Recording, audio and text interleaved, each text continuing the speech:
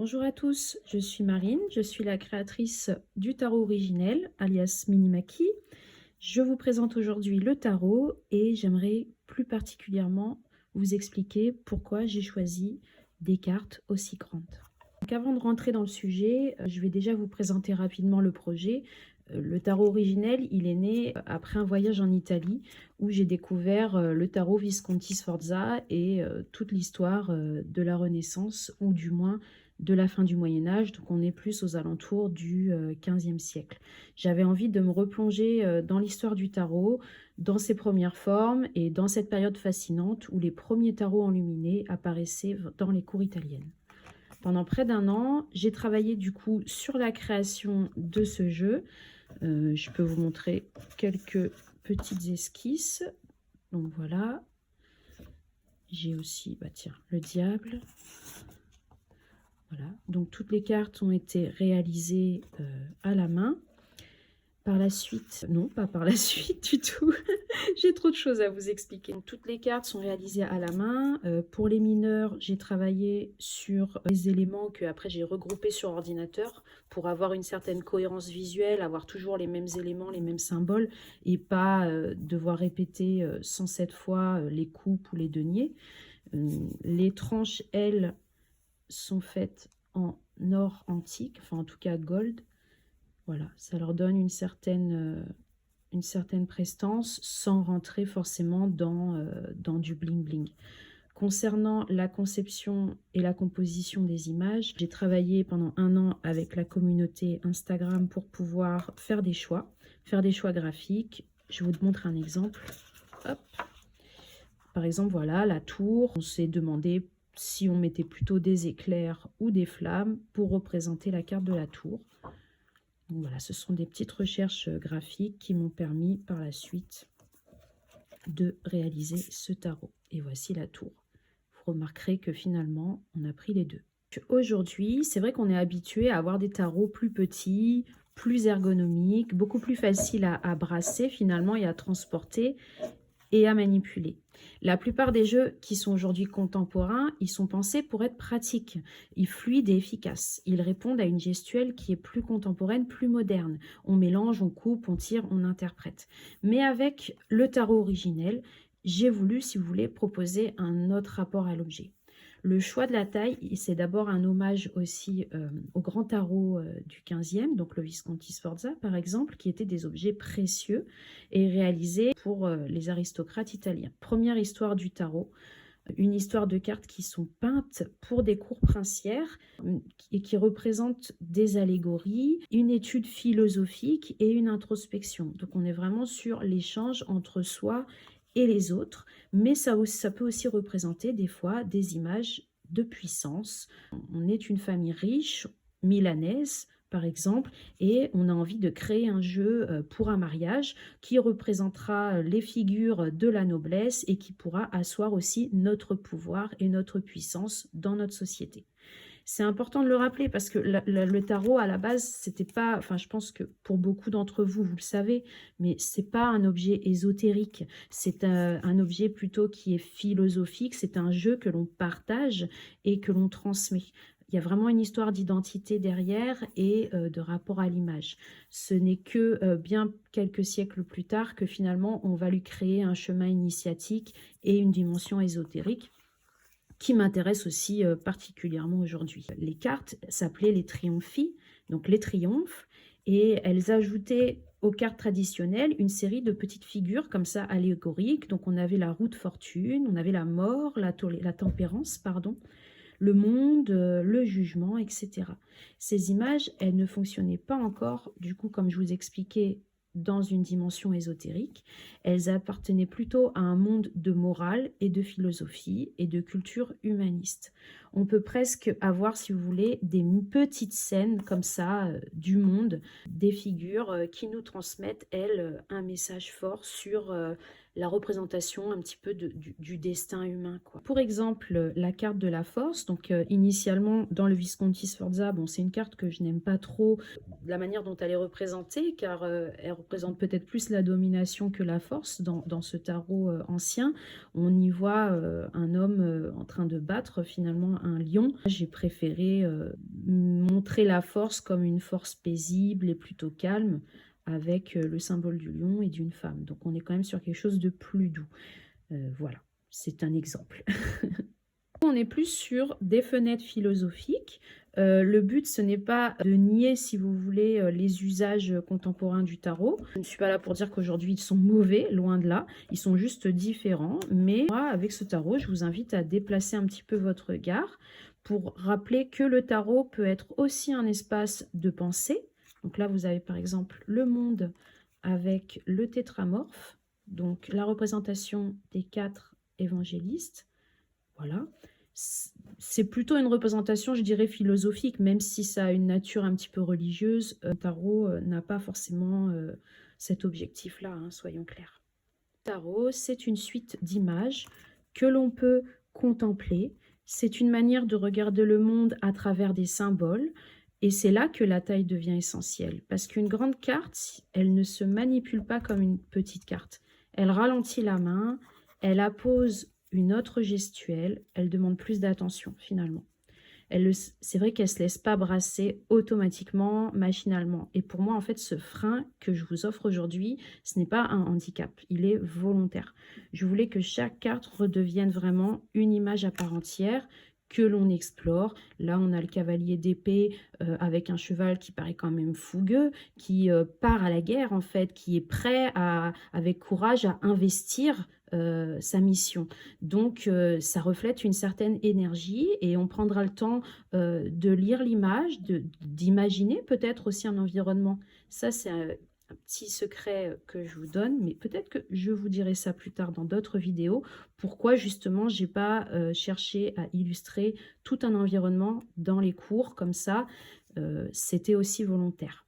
Mais je vous laisse le mystère. Donc voilà, comme je vous disais, on est sur une note gestuelle. On va prendre le temps. Le rapport au temps, il n'était pas le même au XVe siècle que maintenant. Donc on prend ce temps, on regarde, on s'approprie, si vous voulez, l'image, les symboles et le message. Aujourd'hui, on a un tarot, c'est vrai que... Alors attention, c'est pas une critique, hein. Je vous expose les faits, à vous d'en juger et de prendre ce qu'il y a à prendre, hein. Aujourd'hui, voilà, on a un tarot, hop, on brasse les cartes, on mélange, les cartes sautent, c'est énergique et c'est une bonne manière, c'est une manière en tout cas de pratiquer le tarot par son énergie, par son aura. Je le fais aussi, hein, donc je ne suis pas contre. Mais ce jeu-là, il n'est pas fait pour ça, clairement. On voit beaucoup les images défiler sur les téléphones, on les compare, on les enregistre, on les oublie. Regardez, nous les premiers, on fait beaucoup de photos. Est-ce que pour autant on y revient? Pas tant que ça.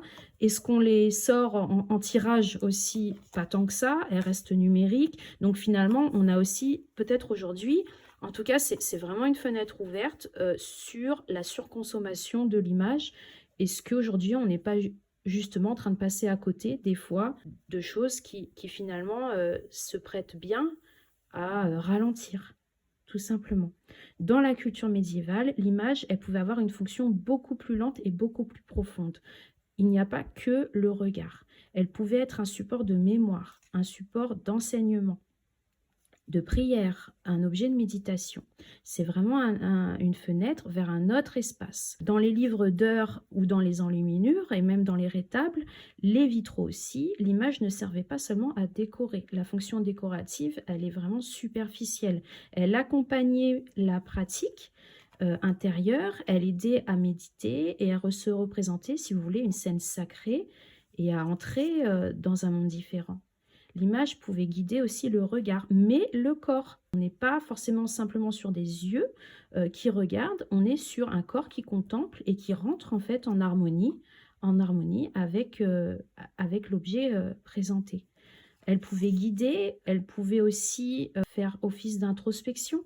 Et c'est bien là la nature peut-être de ce tarot, c'est de réussir à se retrouver et à réfléchir à soi à travers un support, Alors pour la petite anecdote, pour illustrer un peu tous ces propos, il faut savoir qu'au Moyen Âge, le rapport au sacré, si vous voulez, ou à l'invisible, il n'était pas que par la vue. Il y avait aussi le toucher, l'odorat, l'ouïe et tous les autres sens qui nous permettent de ressentir.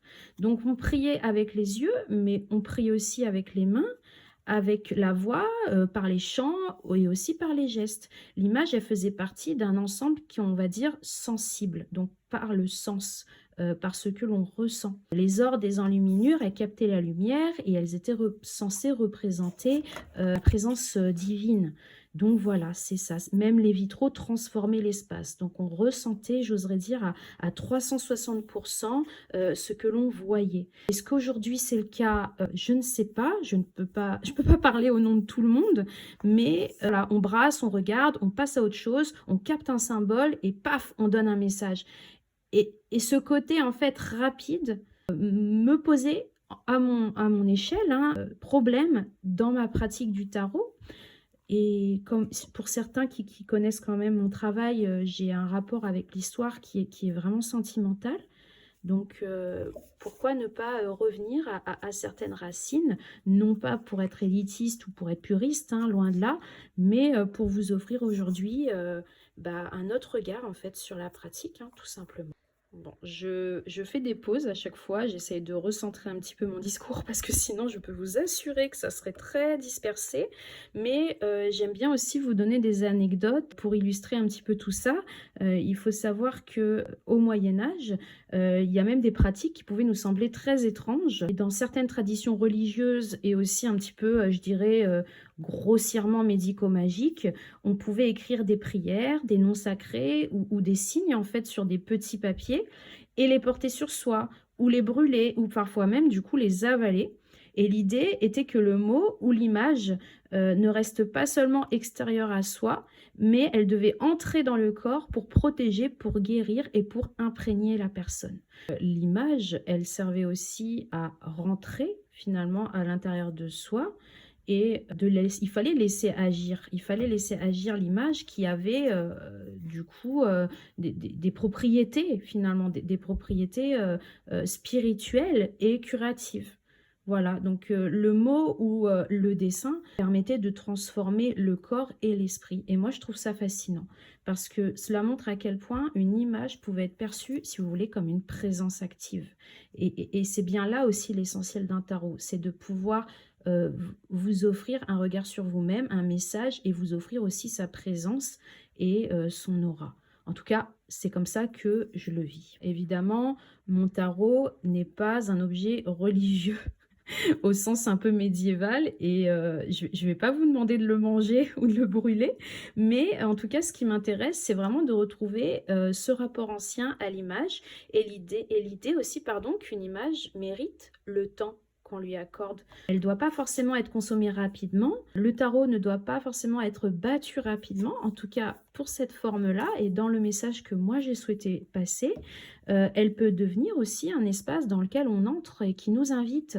Et c'est là où je me dis, l'objet même de ma vidéo, c'est de vous transmettre ce rapport au temps, le rapport au temps qui a changé et qui avance de plus en plus rapidement et dans lequel on est en fait une espèce de spirale infernale où il faudrait vraiment consommer, agir. Voilà, prenons le temps d'observer, de manipuler, de s'approprier finalement un objet. Voilà, de l'apprivoiser un petit peu comme Saint-Exupéry, quoi. Pour revenir à la taille de ces cartes, le tarot originel, il prend de la place dans la main parce qu'il s'impose. Il prend aussi de la place sur une table. Il prend de la place dans notre regard. Il y a énormément aussi de choses et d'éléments à découvrir et il oblige à ralentir dans un monde où tout va vite et moi je trouve cela vraiment précieux. Aujourd'hui, même les pratiques spirituelles ou introspectives peuvent devenir rapides et c'est pas un problème, au contraire. Mais je vais à contre-courant. Je vais à contre-courant. Beaucoup de gens me disent mais quand est-ce que vous allez sortir plus petit? Mais pour moi, c'est alors je dirais pas blasphématoire, mais c'est tout simplement aller à contresens du message que j'essaye d'apporter avec ce jeu. Voilà, un espace de lenteur, de contemplation, pour se recentrer, pour se faire plaisir, pour prendre du temps pour soi. Je pense que aujourd'hui, c'est peut-être hein, ce qui nous manque actuellement dans nos vies, c'est de ralentir. Voilà. J'espère que cette vidéo vous a plu. Vous pouvez ne pas être d'accord, hein, n'hésitez pas à laisser des commentaires sur toutes ces opinions et sur le regard que j'ai porté à mon travail. Je reste ouverte, hein, évidemment, je reste ouverte. Si vous souhaitez obtenir le tarot, bon, il a quand même fait l'objet de campagnes de prévente importantes. Il me reste quelques exemplaires que j'ai mis sur mon site. Voilà. Si vous avez des questions, n'hésitez pas. Et si la vidéo fonctionne bien, étant donné que c'est la première et que vous souhaitez d'autres sujets autour du tarot ou bien, pourquoi pas, autour des dessins. Oh, la lune s'était cachée. Intéressant. Du coup, pourquoi pas refaire un petit peu ces formats et échanger ensemble si cela vous permet de mieux comprendre aussi ma démarche et que j'arrête d'entendre, elles sont trop grandes. Merci à tous d'avoir suivi cette petite vidéo. C'était Marine alias Minimaki. N'hésitez pas à suivre ce compte ou sur Instagram Minimaki Design. Et puis surtout, n'hésitez vraiment pas à commenter et à suggérer. Je suis là pour répondre et disponible. À bientôt.